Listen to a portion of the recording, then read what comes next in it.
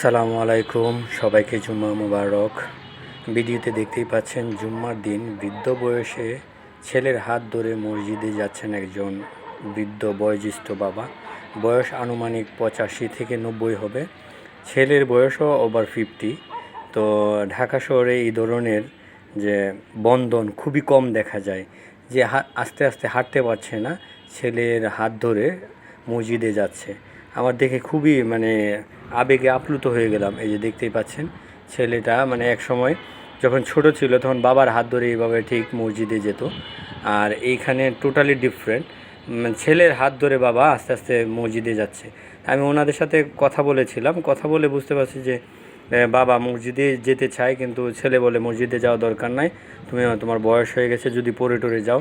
কিন্তু উনি কথা শোনে না, উনি বলে যে আমার মসজিদে যায় নামাজ পড়তে হবে। তাই এইভাবে প্রতিদিন হাত ধরে মসজিদে নিয়ে যায়। ভিডিওটি ভালো লাগলে প্লিজ শেয়ার করবেন, আর সবাই বাবাকে এইভাবে যত্ন করবেন।